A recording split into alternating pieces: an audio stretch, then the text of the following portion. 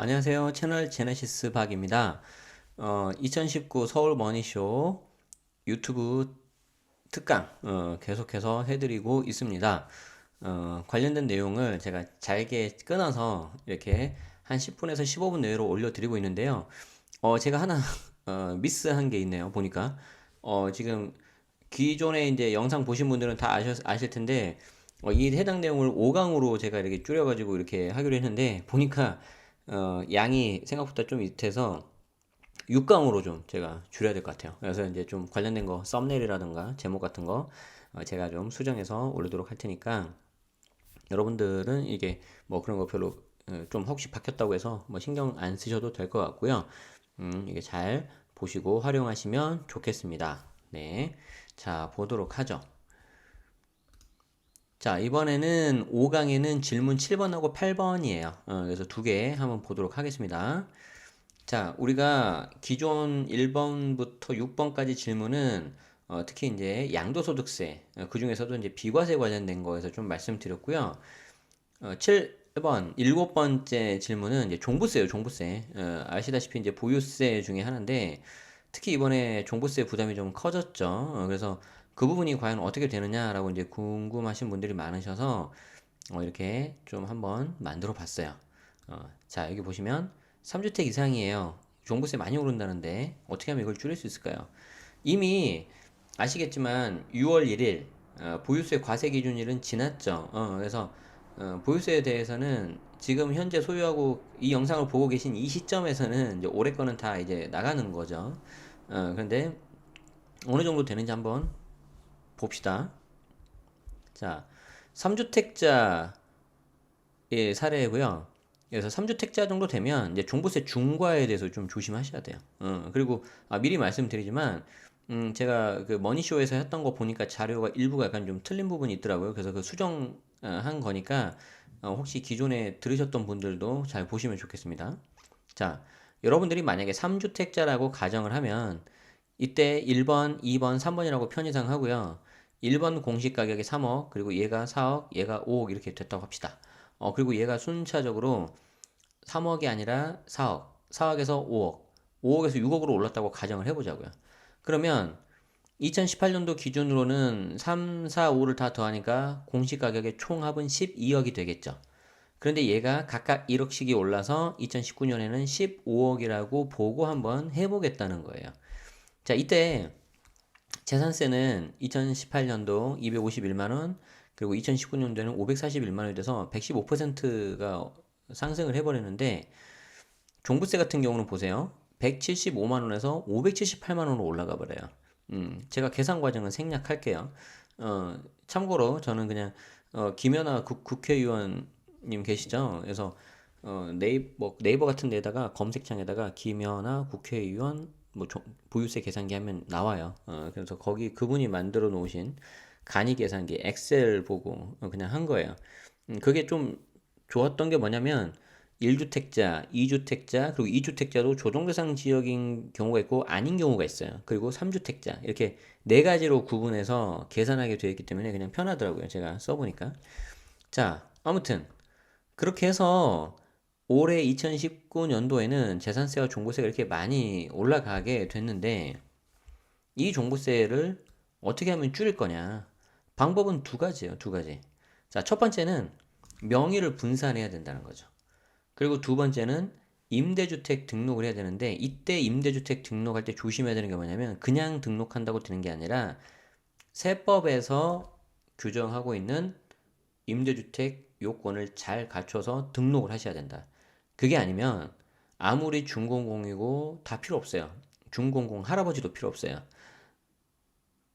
종부세 나오게 돼 있어요. 자, 거기에 대해서 말씀을 하나 드릴게요. 방법이 하나 더 있네, 보니까. 종부세 줄이는 방법. 세 번째 방법 뭐죠? 3번. 물건 팔면 되죠. 그런데 이제 그거는 잘 생각하셔서 하셔야 되겠죠. 자, 이런 겁니다. 자, 보세요. 자, 3주택자인데 이게 남편 단독명의라고 가정을 해봐요. 그러면 이 남편은 주택수가 3주택이 되고 이제 특히 이때 주택수는 종부세 계산할 때 주택수니까 유념하시고요. 종부세는 인별과세란 말이에요. 인별과세. 그래서 부부 합산, 세대 기준 이런 거 없어요. 그래서 임별로 이 명의자가 세 개의 주택을 가지고 있으니까 공시가 12억에서 15억 오르면 종부세가 578만 원으로 점핑을 해요. 그런데 이거를 부부 공동명의라고 해보자고요. 부부 공동명의. 자, 집 편의상 특별한 말 없으면 공동명의는 다 지분 5대5예요.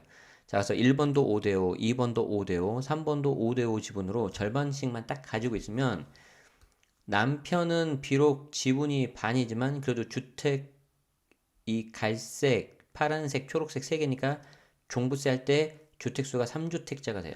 그러니까 3주택자인 게 왜 중요하다고요? 종부세 중과가 들어가거든요. 세율이 높아요. 그런데 가지고 있는 공시가를 보면은 이 12억의 절반이니까 6억이 되겠죠. 그래서 2018년도에는 딱 6억 초과 안 했으니까 종부세가 안 나올 거고 얘가 이제 7억 5천 오르면은 2019년도 올해는 한 60만 원 정도 나올 거예요. 저 보유세 계산기에 집어넣어 봤을 때 약간의 오차는 있을 수 있어요. 그냥 대략적인 걸 한번 보자는 거예요. 자, 그런데 이것도 남편은 그렇게 나왔고 와이프 아내도 똑같죠. 공시가 똑같기 때문에 종부세 0만 원에서 60만 원. 자, 그래서 공동 명의로 하면 종부세 어떻게 줄어들죠? 2018년도는 175만 원인데 이때는 빵이죠, 빵. 그리고 2019년도에는 578만 원이 나오는데 단독 명의 때 공동 명의 하면 120만 원 나오죠. 자, 그래서 공동 명의 하는 게 가장 그 쉽고 간단한 방법 중에 하나인데 여기서 조심하셔야 될 거. 지금이라도 단독 명의를 공동 명의로 하면 어떻게 됩니까? 자, 이땐 두 가지 조심하셔야 돼요. 첫 번째는 대부분 가족이라든가 배우자한테 할 거 아니에요. 그러면 배우자나 가족한테 증여의 방식으로 하기 때문에 실제 돈 주고받고 할 일 별로 없잖아요. 가족끼리. 그렇기 때문에 증여 방식이기 때문에 명의가 바뀌는 데에 따른 소유권 이전에 따른 증여로 인한 취득세가 무려 4%가 나와요. 4%가. 그러니까 뭐 단순하게 계산해 보면 얘가 공시가 5억이니까 시세 한 6억이라고 하자고요. 걔 전 반틈 지분 3억이 넘어가면 이 3억의 4%한 1,200만 원 내외가 그냥 취득세 나온다고 보시면 돼요. 일단 이름이 바뀌었으니까. 그리고 또 하나 뭐가 있죠? 이 6억짜리를 뚝 띄어서 3억을 준 거잖아요, 배우자한테. 자, 무슨 이슈가 있어요? 증여 이슈가 있겠죠. 그래서 10년 동안 합산해서 6억까지가 이제 비과세인데 증여가 배우자인 경우에 뭐 이게 다른 가족이라든가 제3자 이렇게 가면 증여 이슈가 발생할 수 있기 때문에 조심하셔야 돼요. 그래서 세금은 사전 전략이 굉장히 중요한 거예요. 자, 아무튼 종부세를 줄이는 방법 첫 번째는 명의를 분산해라. 자, 두 번째는 뭐다? 임대주택으로 등록을 해라. 쉽게 말해서 임대주택 등록하라는 거는요. 아까 보셨던 남편 단독 명의가 아니라 정부하고 공동 명의 한다는 거예요. 정부하고. 그런데 정부는 비단 이 사람만 공동명의 하는 게 아니겠죠. 다른 모든 공동명의 하고 있는 아니 그 주택임대사업자 등록하신 분들하고 전부 다 공동명의 하기 때문에 방식이 화끈해요. 어떻게 하시냐면 개인 간의 공동명의로 하면 그 지분대로 나눠서 하는데 정부하고 공동명의 하잖아요. 그러면은 같은 한 배를 탔기 때문에 아예 종부세 대상에서 빼줘 버려요. 무슨 말이냐면 자, 이 남편 단독으로 1번, 2번, 3번이 있었는데 이때 2번하고 3번을 임대주택으로 등록한다고 가정을 하면 이때 2번하고 3번은 종부세 과세 대상에서 아예 빼줘 버린다는 거죠. 그걸 뭐라고 하냐면 종부세 합산 배제라고 해요. 배제. 안 한다. 그래서 2번, 3번 아예 빼주니까 이 남편은 뭐만 가지고 있죠? 1번만 가지고 있죠. 1번 가지고 있고 이때 종부세 계산할 때 몇 주택이에요? 이땐 1주택이에요.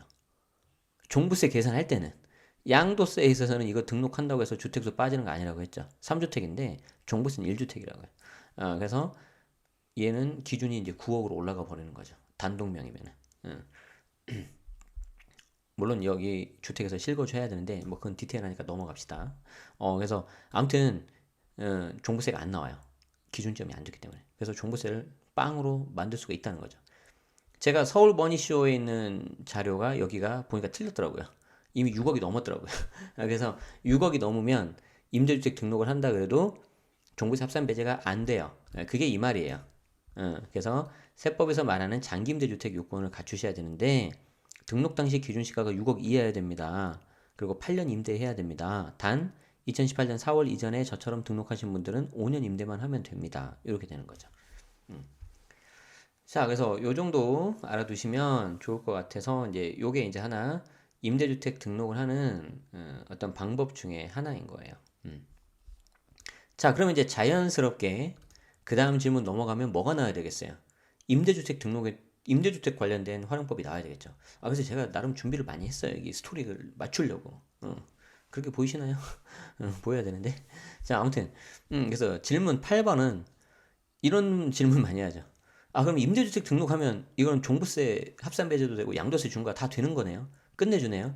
아, 그렇지 않아요. 그렇지 않아요. 여기서 이제 많이 여러분들이 당하신단 말이에요. 해당 요건을 갖춘 놈만 해야지 그 혜택을 받을 수가 있어요. 그런데 그걸 무시하시고 그냥 했다가는 세금 폭탄 맞을 뿐더러 의무 임대 기간 미준수 준수하기 전에 이 해당 임대주택 나는 혜택 없으니까 해지하겠다 그러면은 그냥 과태료까지 맞는 거야. 세제 혜택도 못 받고 과태료도 맞을 수가 있어요. 자, 그게 이제 임대사업자가 좀 어려운 이유죠. 자, 그걸 이해하시려면 이것부터 알아야 돼요. 국세와 지방세의 차이. 간단하게만 말씀드릴게요. 자, 현행 조세 체계가 국세와 지방세 나눠져 있는데, 이거는 아마 거기 보시면 좋을 것 같아요. 제가 다른 영상 올라가 있는데, 그 부분이 이제 이 개정세법 특강에 있거든요. 그 개정세법 특강에 이제 임대주택 관련된 내용에 이제 보시면은 여기에 대한 설명이 자세하게 나와 있으니까 거기 한번 좀 보시면 좋을 것 같아요. 자, 아무튼 국세와 지방세로 나눠져 있는데 이 국세를 관리하는 곳은 쉽게 말해서 국세청, 관할 세무서고요. 그리고 이 지방세는 시군구청, 지자체죠. 거기에서 이제 잘 아신다는 거예요. 자, 그러면은 여기 있는 분들은 국세를 아느냐? 잘 몰라요. 국세를 알고 계시는 세무서 이쪽 분들은 지방세를 아느냐? 몰라요. 그래서 이 두 개가 나눠져 있기 때문에 이게 좀 어려운 건데 이 국세에서 우리가 관심 있는 거는 소득세 중에서 이제 양도소득세죠. 그리고 종부세 여기 있고 지방세에서 여러분들이 관심 있는 건 취득세 그리고 재산세가 될 거예요. 자, 그런데 이 중에서 국세와 지방세 모두 다 혜택을 받는 게 목적이긴 하시겠지만 이 중에서 하나를 더 고른다면 국세에 관심이 많아요? 지방세에 관심이 많아요? 국세에 지방세가 관심이 많겠죠, 여러분들이. 자, 그래서 국세에 관심이 많기 때문에 이쪽 세무서로 가면 참 좋을 텐데 임대사업자 등록을 어디서부터 한다? 지자체로 가서 하니까 이게 문제인 거예요. 그래서 지자체로 가서 하기 때문에 여기 계신 분들이 이쪽 국세를 모르고 국세에 대해서 모르기 때문에 이 국세에 대한 세제 혜택을 이렇게 규정하고 있는 게 이제 소득세법에 이제 장기 임대 주택이라고 있는데 중공공 아니에요. 중공공이 장기 일반 민간 임대 주택으로 바뀌었잖아요, 이름이. 장기 임대 주택은 장기 일반 민간 임대와 길어서 말도 안 나오네. 이 둘하고 다르다고요. 그래서 조심하셔야 된다. 자, 어찌됐든 나는 지자체를 먼저 가기 때문에 여기에 대한 혜택을 받을 수 있는 거는 잘 모른다는 거죠. 자, 그래서 지금 제가 말씀드린 게 이거예요. 임대사업자 등록 절차를 먼저 이해하셔야 되고요. 이제 실제 해보신 분들은 잘 알아요. 근데 안 하신 분들도 많이 계시니까. 그래서 이제 의사결정을 할 때 이런 걸 잘 보셔야 되는 거죠. 내가 과연 이 물건을 임대주택으로 등록을 할 거냐 말 거냐. 자, 그래서 내가 처음에는 시군구청을 가는 거예요. 시청이나 구청으로. 얘는 이제 뭐 여기에 대한 내용이 있고요. 과태료 조심하셔야 돼. 그러다가 그리고 나서 이제 여기서 증이 나오면 등록증이에요. 이 등록증을 가지고 인근에 있는 세무서를 가면 이제 사업자 등록증이 나옵니다. 이제 사업자 등록증 두 개는 다른 거예요. 그래서 얘는 관할 세무서에서 관할을 하고 이쪽에서 관심 있는 주택은요, 임대주택은요, 장기 임대주택이라고 있어요. 이제 세법에서 말하고 있는 장기 임대주택. 그래서 국세 위주, 종부세와 양도세 우리의 관심이 많은. 그리고 중요한 게 뭐냐면 등록 당시 기준시가가 이렇게 잘 돼야 되는 거죠. 그러고 나서 이제 사업을 하는 거예요. 그래서 뭐 사업을 하는데 뭐 어기면은 과태료 나오고요. 이쪽 뭐 소득 신고 제대로 안 하고 그러면 또 이제 세제 혜택을 못 받거나 뭐 가산세 같은 게 나오겠죠. 자, 그래서 이렇게 나눠지는 게 아까 이것 때문에 그래, 이것 때문에. 이게 서로 나눠져 있기 때문에. 자, 그래서 이걸 하나로 정리한 게 이건데 제가 이제 뭐 이걸 가지고 강의도 하고 있고 그렇기 때문에 이제 뭐 세세하게 다 설명을 드릴 수가 없고요. 제 블로그에도 적어 놨어요. 그래서 그런 거 이제 좀 보시면은 더 보완이 될 텐데 하나만 이제 제가 좀 설명을 드려보도록 하죠. 자, 여러분들이 임대주택 등록을 하면 일단 처음에 어디로 간다 그랬잖아요? 지자체를 먼저 간다고 했잖아요. 지자체. 그 다음에 세무서를 간다 그랬잖아요. 그래서 이 두 개의 조합을 가지고 내가 어떤 혜택을 받을 수 있느냐가 이제 쫙 정리가 되는 거예요, 이게. 그렇죠. 아, 나름 정리하느라 힘들었어요. 잘 봐주세요. 그래서 내가 지자체를 가는데 민간 단계 할래요 하면 내가 민간 단계에다 체크하죠. 사업자 내신 분들은 다 아실 거예요. 민간 단계 이렇게 체크를 딱 한단 말이에요. 민간 단계 체크를 하고 그 다음에 이제 세무서를 가는데 세무서에 가서 장기임대 요건이 되는지 안 되는지를 봐주면 참 좋을 텐데 그걸 안 봐요. 그렇기 때문에 내가 스스로 체크해야 되는 거예요. 장기임대 요건은 여러 가지가 있는데 그 중에 하나가 뭐다? 등록 당시 기준시가 6억이야. 그래서 내가 민간 단계로 체크를 했는데 얘가 다행히 그 당시 기준시가가 공시 가격이 6억이 안 넘었어. 그러면 내가 어떤 혜택을 받을 수 있냐면 요거예요. 자, 종부세 합산 배제, 그리고 거주주택 양도할 때 주택수 제외 가능, 양도세 중과 배제, 그리고 6년 이상 임대할 때 장특공 추가 공제라는 혜택이 있는데 여기서 더 중요한 게 뭐냐면 이 네 가지 중에서 위에 세 개 있죠. 이 세 개가 어느 것 때문에 그런다? 어느 것 때문에 혜택을 받을 수 있다? 민간 단기 때문에 될까요? 아니면 여기 장기임대 요건 때문에 될까요? 생각 한번 해보세요. 이걸 아셔야 돼요.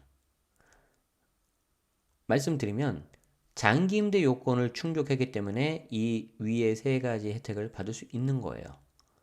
왜 그러냐면 이 위에 있는 세 가지 혜택을 어디에서 규정하고 있다? 세법에서 규정하고 있기 때문에 그래요. 세법에서. 그래서 이게 가장 중요한 거고 내가 만약에 민간 단계로 등록을 했는데 등록 당시 기준시가가 6억을 초과했다. 수도권에는 물론 3억이고요. 자, 그러면 이 경우에는 미안하지만 장기임대 요건을 충족 못했기 때문에 위에 세 개를 날려버려요. 혜택 못 받는 거죠. 네, 자, 그리고 6년 이상 임대하면 장특공 추가 2% 4% 조금 받는 거예요. 조금. 별로 좋은 혜택 아니에요. 그것만 겨우 받을 수가 있어요. 그래서 굉장히 조심해야 된다. 그런 식으로 이 네 가지를 정리를 해봤어요. 그래서 케이스 1번, 2번, 3번, 4번. 세제 혜택만 보면 3번이 제일 좋아요. 근데 그 다음에 이제 1번이 좀 괜찮고. 그런데 4번도 나쁘진 않다. 2번은 미안하지만 써먹을 때가 거의 없어요. 제가 봤을 때. 그래서 4번은 왜 그래도 괜찮냐면 장기임대 요건 미충족이니까 위에 3개는 안 되는데 그래도 중공공 빨간 놈 얘 혜택을 요건을 갖췄기 때문에 8년 가지고 있으면 임대하면 장특공 50%, 10년이면 70% 이런 걸 받을 수가 있어요. 그럼 양도세라도 좀 줄일 수 있어요. 설령 중과가 들어간다 하더라도. 자, 그래서 요 정도로 좀 알아두시면 좋을 것 같아요. 네네. 좀 더 필요하신 것들은 제가 블로그라든가 그런 부분에서 좀 더 보완을 하시면 좋겠고요. 아무튼 오늘 배운 내용 중에서 가장 중요한 장표가 요 장표, 요 장표. 그래서 요거에 대해서 이게 좀 잘 알고 계시면 좋을 것 같습니다. 자, 오늘 내용이 도움이 되셨다면 좋아요와 구독 부탁드리고요. 계속해서 이제 이런 비슷한 내용들이 올라가니까 알림 설정까지 해두시면은 바로바로 보실 수가 있겠죠. 정해진 건 아닌데 저는 가급적 밤에 올리겠습니다. 제가 보니까 아침 특히 점심 뭐 일단 거의 안 봐요. 영상이라서. 그래서 밤에 올려드리면 필요하신 분들 보통 9시 정도 올라올 거예요. 그때 보시고 못 보신 분들은 이제 출근할 때 다음날 출근할 때 보시면 되겠습니다. 자, 이번 강의는 여기에서 마치도록 하겠습니다. 자, 지금까지 채널 제네시스 박이었습니다. 고맙습니다.